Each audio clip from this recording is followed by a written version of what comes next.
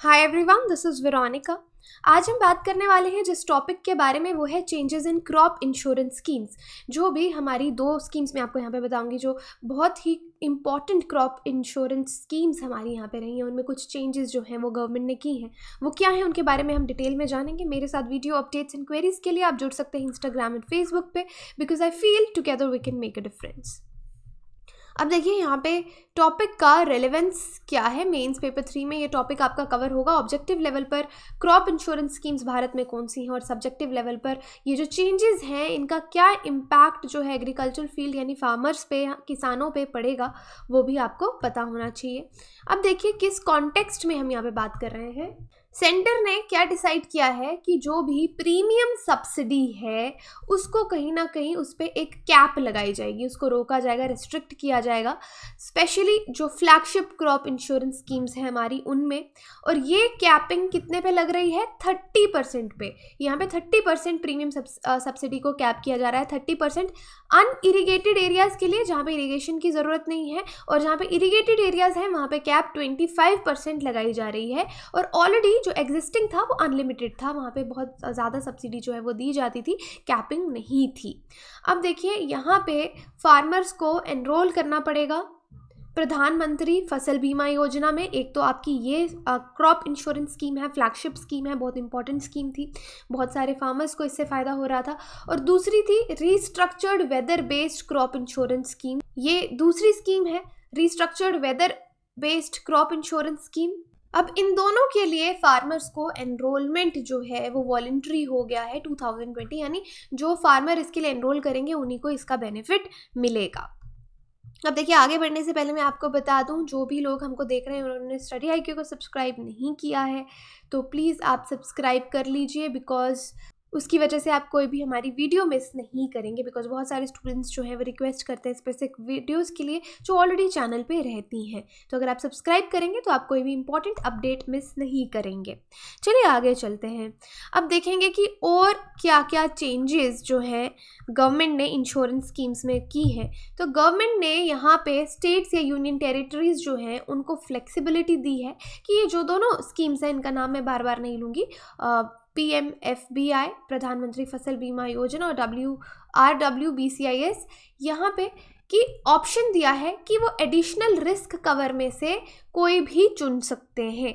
जो भी एडिशनल आपके any number of risk covers हैं कि आप प्रिवेंशन करना चाहते हैं सोइंग के लिए, अगर कोई लोकल कैलेमिटी होती है, कोई डिज़ास्टर आता है, बारिश नहीं हो रही या कोई भी फ्लड आ गए या मिड सीजन एडवर्सिटी हो गई या पोस्ट हार्वेस्ट लॉसेस हो गए, इन सब की जगह आप कोई एक अपनी मर्जी से एडिशनल रिस्क कवर जो है वो चुन सकते हैं। पहले क्या होता था कि ये जितने भी रिस्क कवर थे, एडिशनल रिस्क कवर्स थे, ये मैंडेटरी थे, ये आपको इन पे मदद मिलती ही मिलती थी।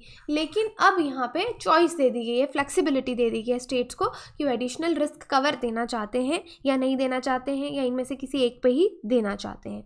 अब इस तरह का मूव क्यों लिया गया है कि गवर्नमेंट ने इस तरह की चीज़ क्यों कही, कैप क्यों किया सब्सिडी रेट को 30% पे?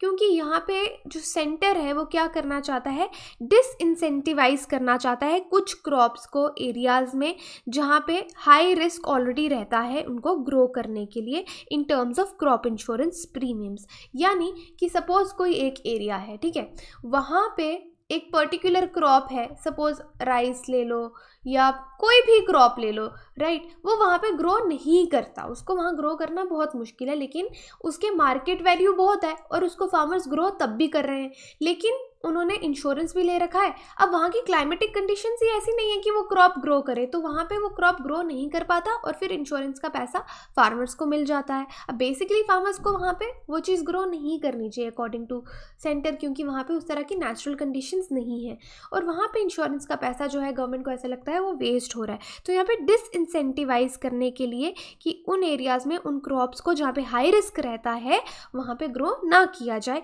इसलिए ये स्टेप्स जो हैं वो लिए गए हैं। अब देखिए ऑलरेडी ये स्कीम्स क्या थी। ऑलरेडी अगर हम इनको समझना चाहें, देखिए प्रेजेंटली जो हमारे पास ये दोनों स्कीम्स हैं, प्रधानमंत्री फसल बीमा योजना RWBCIS, फार्मर्स को यहाँ पे ऑलरेडी क्या है, फार्मर्स यहाँ पे प्रीमियम देते हैं कितना 2%, जितना भी सम इंश्योर्ड है कि जितना पैसा आपको मिलेगा उसका 2% ही प्रीमियम यहाँ पे देना पड़ता है सारे फूड ग्रेन्स के लिए और ऑयल सीड क्रॉप्स के लिए, खारिफ के। ओके, जैसे फूड ग्रेन्स के लिए 1.5%, ऑयल सीड्स जो राबी के हैं, राइट, उनके लिए फूड ग्रेन्स ऑयल सीड्स राबी सीजन के लिए 1.5%, और बाकी 5% देना पड़ता है जो आपके हॉर्टिकल्चरल क्रॉप्स हैं। ये प्रेजेंट सिनेरियो है कि जितना भी सम आपको मिलेगा इंश्योर्ड सम जो है उसका सिर्फ 2% प्रीमियम देना है, और कुछ केसेस में 5%, 1.5%, ये आपको यहाँ पे मैंने स्पेसिफिकली बताया किसके लिए कितना देना है। अब देखिए डिफरेंस क्या है एक्चुअल प्रीमियम रेट में और rate of insurance premium payable by farmers की। एक्चुअल प्रीमियम रेट कितना है और वो रेट जो फार्मर्स दे रहे हैं जिसको हम बोलते हैं rate of normal premium subsidy. अब इसको कौन शेयर कर रहा है? सेंटर और स्टेट्स इक्वली शेयर कर रहे हैं। देखिए एक्चुअल प्रीमियम रेट तो ज़्यादा होगा क्योंकि यहाँ पे फार्मर्स को सब्सिडी मिल रही है, और जो फार्मर्स प्रीमियम दे रहे हैं इंश्योरेंस का वो तो बहुत कम है।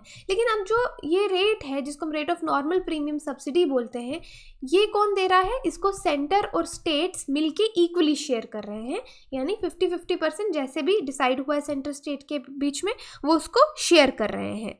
लेकिन यहाँ पे देखिए चेंज क्या है, प्रेजेंटली जो सिस्टम था इससे चेंजेस से पहले का, जो स्टेट्स हैं और जो यूनियन टेरिटरीज हैं उनके पास क्या था कि वो एक्सटेंड कर सकते थे एडिशनल सब्सिडी, और ज़्यादा सब्सिडी भी दे सकते थे। जो नॉर्मल सब्सिडी सेंटर और स्टेट के बीच में डिसाइड हुई है उसके ऊपर स्टेट और यूनियन टेरिटरीज और ज़्यादा सब्सिडी भी दे सकते थे अपने बजट के अनुसार।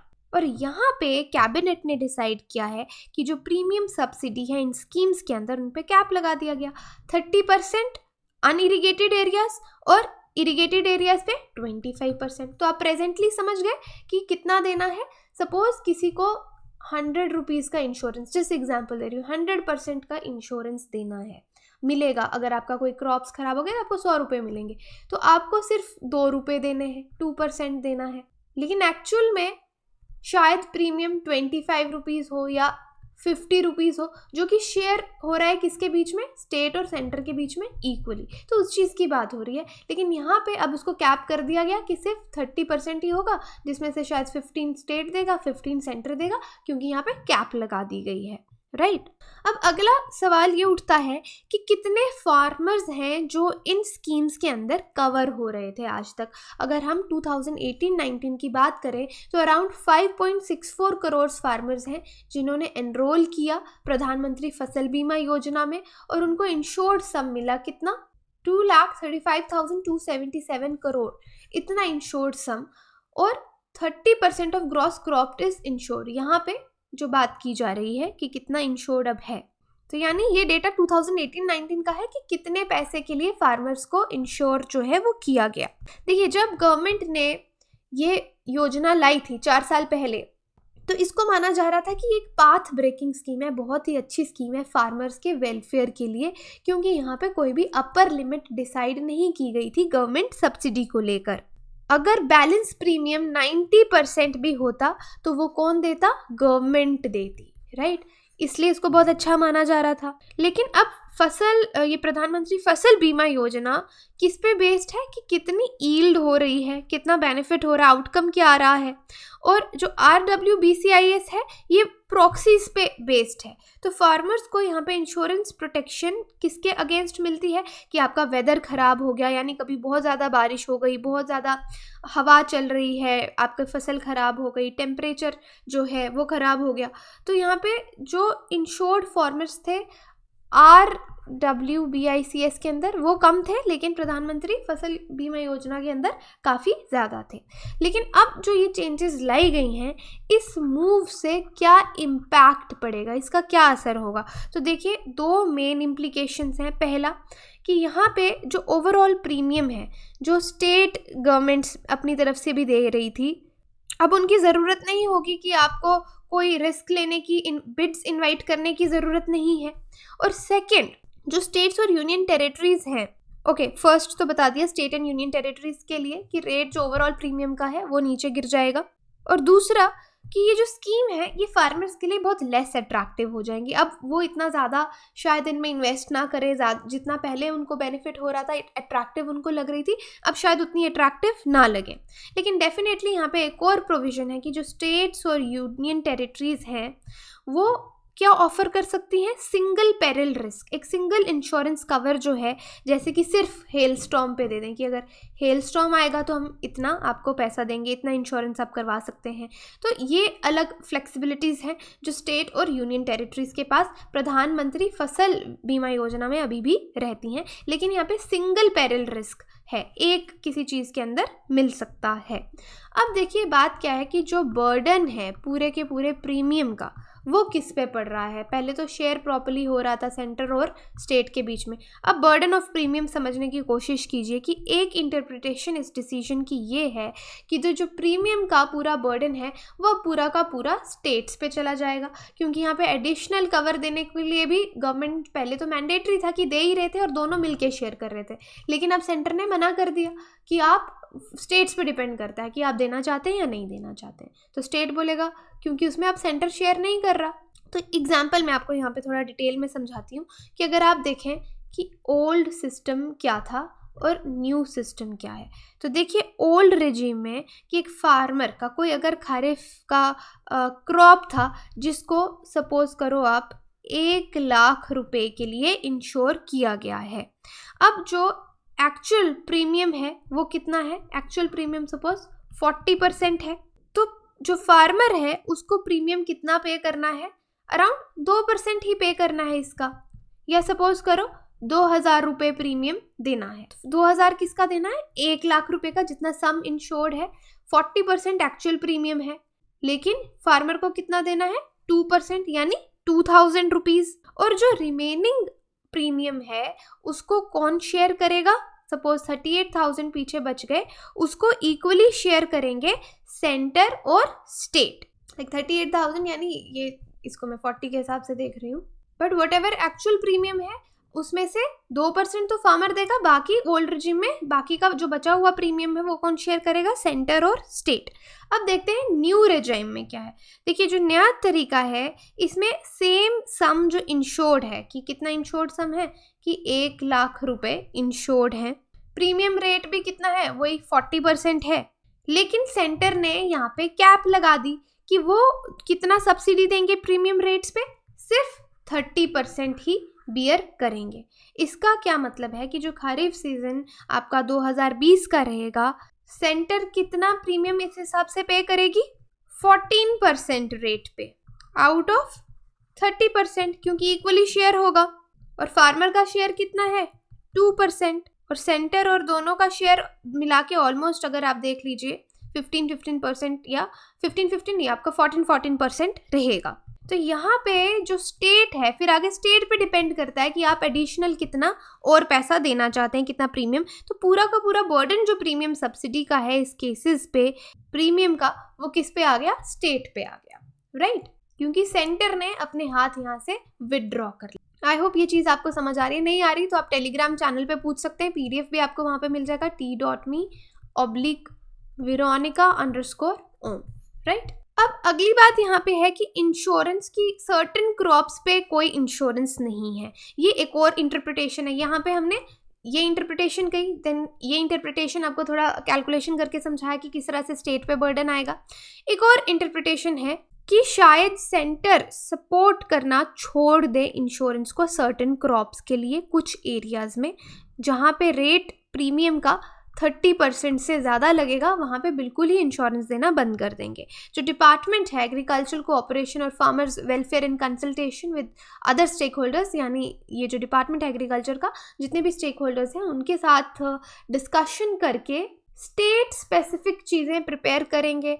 ऑल्टरनेटिव रिस्क मिटिगेशन प्रोग्राम्स की इंश्योरेंस के सिवाय हम क्या रिस्क मिटिगेशन प्रोग्राम्स ले सकते हैं क्रॉप्स के लिए, राइट, जहाँ पे हाई रेट ऑफ प्रीमियम है।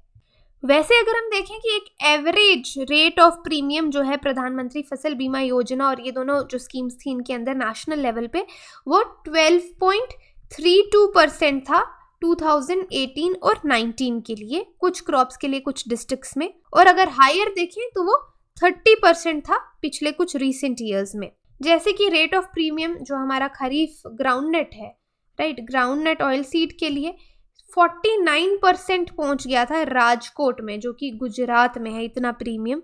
और जो आपका राबी क्रॉप है, पैडी की अगर बात करें, पैडी क्रॉप का, तो तमिलनाडु में रामनाथपुरम में 42% पहुंच गया था। ये हमें रेट ऑफ प्रीमियम की बात कर रही हूँ, एक खरीफ क्रॉप की, एक राबी क्रॉप की, कि 49 और 42% भी हाईएस्ट जो है वो पहुंचे हैं, लेकिन एवरेज अगर देखा जाए तो 12.32% है।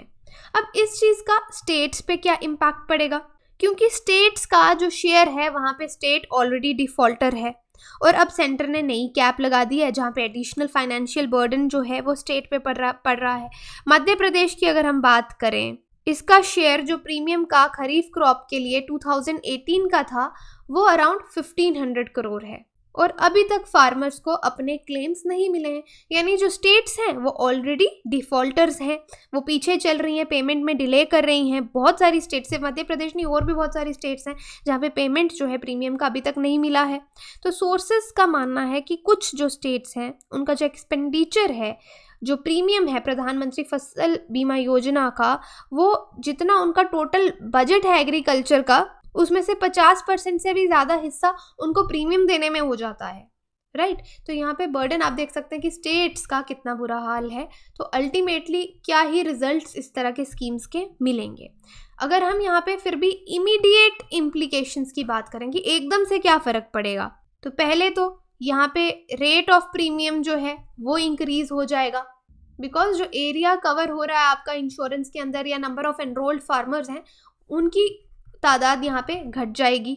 अभी तक ये स्कीम्स कंपलसरी थे, सब जितने भी लोनी फार्मर्स थे जो लोन ले रहे थे, लोनी फार्मर्स के लिए अभी तक ये स्कीम्स जो थी वो सारी कंपलसरी थी। लेकिन अब ये बाकी के फार्मर्स के लिए, पहले लोनी फार्मर्स के लिए कंपलसरी थी, बाकी फार्मर्स के लिए ऑप्शनल थी। लेकिन जो नॉन लोन फार्मर्स हैं वो क्रॉप इंश्योरेंस स्कीम्स में बहुत ही कम है, और जो लोनी फार्मर्स हैं वो यहाँ पे ऑप्ट आउट कर जाएंगे इस तरह की स्कीम्स के लिए, क्योंकि पहले तो उनके लिए मैंडेटरी थी, अब उनके लिए मैंडेटरी नहीं है। और इससे जो इंश्योर्ड फार्मर्स हैं वो ड्रास्टिकली बहुत कम हो जाएंगे। और इस सिनेरियो में जो प्रीमियम है सर्टेन क्रॉप्स के लिए, कुछ एरियाज़ में प्रीमियम बहुत ज़्यादा इंक्रीज हो जाएगा, 30% से भी ज़्यादा चला जाएगा। ये कुछ इमीडिएट इम्प्लीकेशंस हैं। तो यही था हमारा आज का डिस्कशन, जहाँ पे हमने क्रॉप इंश्योरेंस में क्या चेंजेस हैं उनको डिस्कस किया, क्या उसका इम्पैक्ट पड़ेगा, 2-3 इंटरप्रिटेशंस देखी। अगर आपकी कोई भी क्वेरीज हो आप मुझे सोशल मीडिया पे कांटेक्ट कर सकते हैं, PDF आपको टेलीग्राम चैनल पे मिल जाएगा। Thank you.